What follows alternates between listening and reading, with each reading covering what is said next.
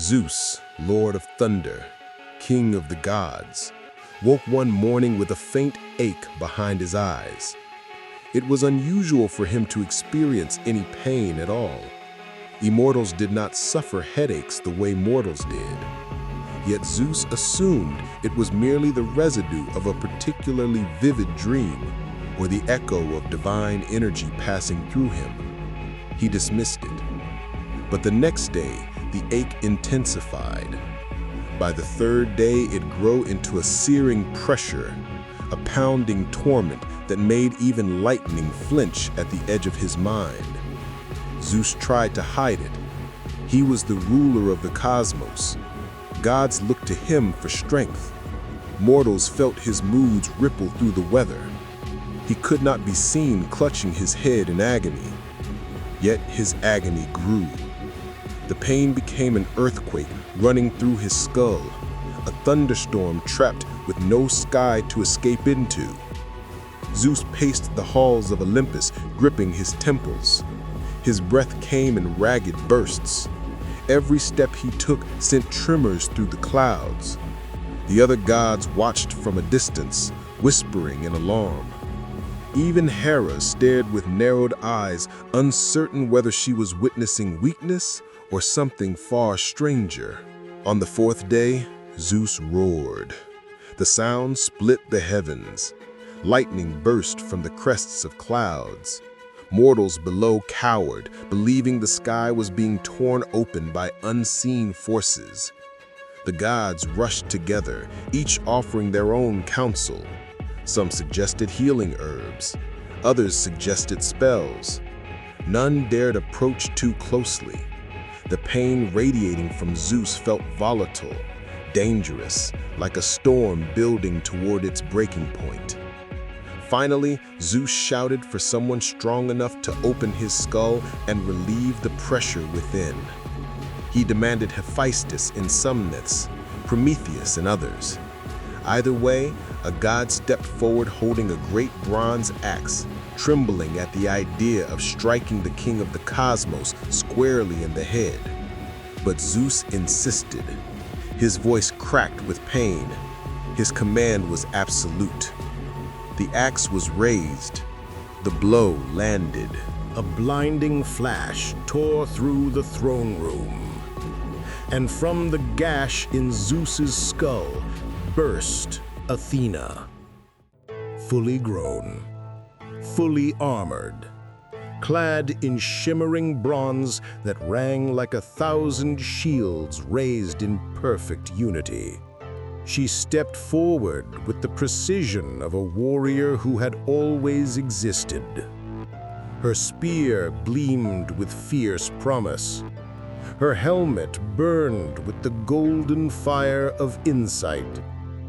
Her eyes were sharp with the kind of wisdom that could dissect destiny itself. Athena did not stumble. She did not cry out.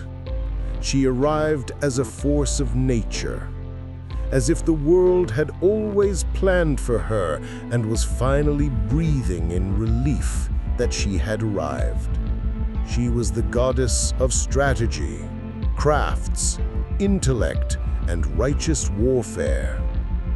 She was the breath of ingenuity, the discipline of artisans, the steady hand of heroes, the guardian of cities. Her birth resounded through Olympus and shook the balance of divine power. Hera watched with a tightening jaw. This was no ordinary child. This was a daughter born without her. Zeus had created Athena from another woman, from Metis, whom he had swallowed long before. Athena was the embodiment of Metis's spirit, erupting into the world in defiance of prophecies and fears. She was the daughter of Zeus alone, a divine miracle that left Hera trembling with rage. Nothing struck Hera's heart more deeply than inclusion. Nothing wounded her more sharply than humiliation. to see a daughter of Zeus rise from his head in full glory, born not of Hera's body, but through an act she had no place in, cut her to the core. That wound festered. Somewhere in its simmering heat, a plan took shape.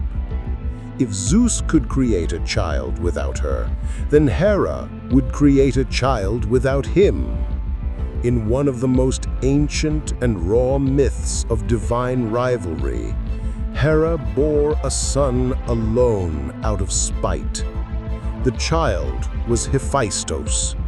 Hera summoned him into existence without the spark of Zeus's seed, driven by envy and wounded pride. Her desire was to prove she could create a god as mighty as any born from Zeus. But when Hephaestus arrived, Hera looked upon him and felt disappointment. The newborn god was not radiant. He did not glow with the polished beauty of Apollo or the commanding presence of Athena. He was imperfect. And Hera, in her fury, rejected him. Some say she cast him from Olympus with her own hands. Others say she simply allowed him to fall for an entire day from the cloud veils above until he struck the ocean below. The fall shattered his bones and twisted his legs. He became the only god marked with physical impairment. Yet in this suffering, in the raw, harsh beginning of his life, Hephaestus discovered something far more powerful than the shine of physical beauty. He discovered fire. He discovered craft. He discovered invention. Thetis, the sea nymph, found him where he fell. She and Eurynome, the gracious daughter of Oceanus, carried the broken god into a hidden grotto beneath the waves. They cared for him. They raised him. They gave him space to rebuild himself. There, Hephaestus learned the art of metalwork. He shaped glowing bronze with a mastery unmatched. He forged mechanical wonders, living creatures made of gold and silver that moved as if alive. He built thrones, weapons, jewelry, and artifacts so precise that even the gods whispered in awe. Every hammer strike echoed with divine potential. Every ember that rose from his furnace carried the promise of invention. And in those secret chambers beneath the sea, Hephaestus became Hephaestus, the god of fire, the forger of eternity, the craftsman who would shape the future of Olympus, one masterpiece at a time. Meanwhile, on Olympus, Athena flourished. She strode through the halls with confident grace. She taught the gods the artistry of weaving and the subtlety of counsel. She guided heroes in dreams. She invented instruments, tools, and the first olive tree that would nourish mortals for generations. She became the protector of cities and the emblem of wisdom. Zeus loved her deeply, not as a partner, but as the ideal child, born of his mind and embodying his authority. Hera watched all of this with a tightening heart. Her resentment sharpened into something colder. But the story did not end with Athena and Hephaestus. The marriage of Zeus and Hera, volatile and potent, continued to yield children who would help define Olympus. Hebe grew into her role as the harbinger of youth. She served the gods with gentle grace. She restored vigor to those wounded in battle. She bestowed freshness to aging spirits and soothed the fatigue of immortals who had lived too long. Her power was subtle, but essential, a balm that ensured the gods never withered in their everlasting existence.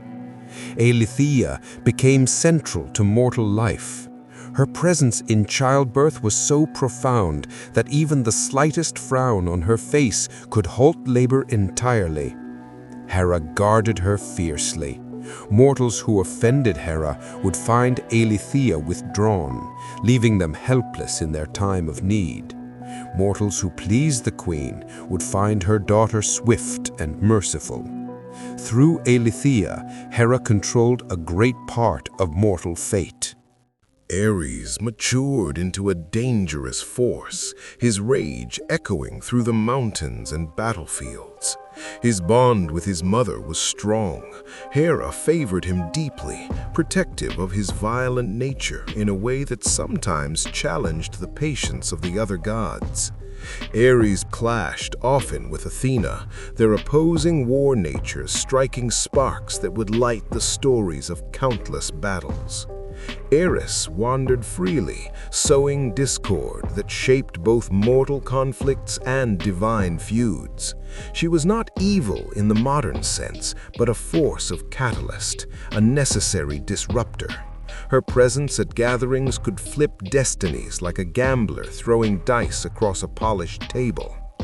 Yet even as Zeus acknowledged these children, even as he presided over their growth, his marriage to Hera remained strained. Hera could forgive many things, but she could not easily forgive the birth of Athena. It stood as a monument to Zeus's disregard for her sovereignty as wife and queen. And Hera's reaction to this humiliation had created Hephaestus, a god whose exile would eventually reshape Olympus in ways neither parent predicted. On Mount Olympus, Athena's presence cast a long shadow. Her counsel became invaluable to Zeus, especially as the new cosmic order continued to settle. She quietly gained influence, not through seduction or force, but through the simple fact that her mind was unmatched.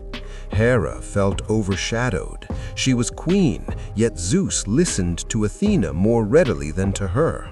Their marriage trembled beneath the weight of jealousy, pride, and unspoken wounds.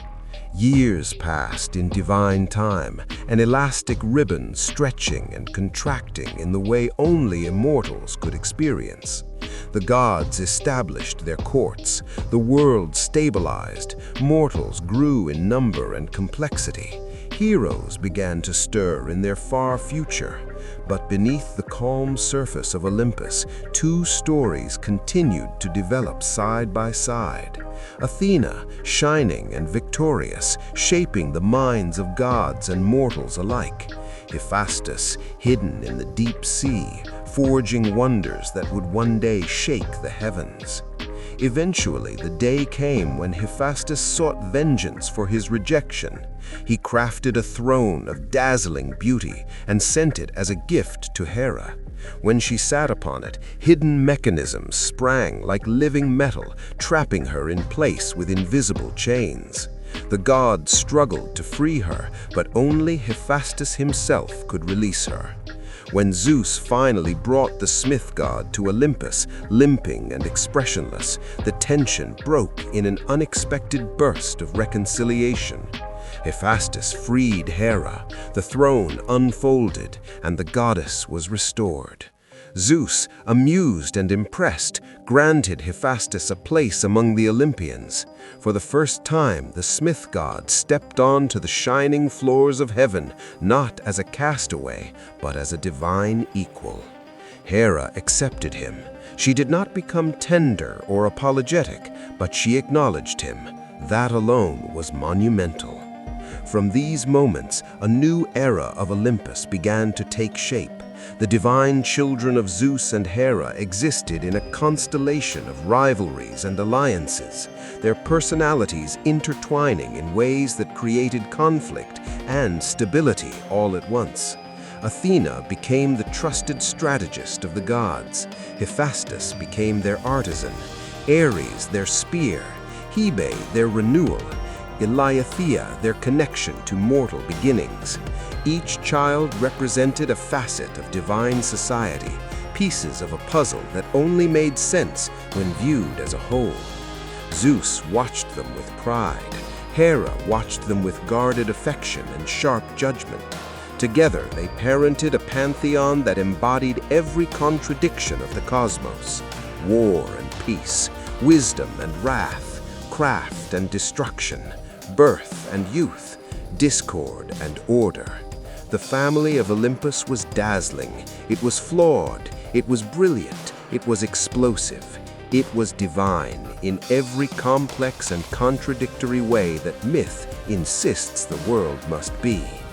These stories, the births of Athena and Hephaestus, and the rise of their divine siblings, marked a turning point in the era of the gods. The throne of Zeus no longer towered in empty authority. Around him now stood a family whose powers and rivalries would shape myth after myth. The Olympian age was no longer new. It had roots, it had branches, it had consequences. Soon, the next wave of stories would rise like a storm cresting the horizon. Leto's labor, Apollo and Artemis, the jealousy of Hera in its fullest fury, the first punishments Zeus and Hera would unleash upon humanity, the forging of weapons and cities, the great divine councils that decided the fates of heroes not yet born. Olympus had been built. Now it would begin its most dramatic era, shaped by the children who walked its shining halls, by the parents who warred in their marriage, and by the destinies just beyond the edge of the mythic world.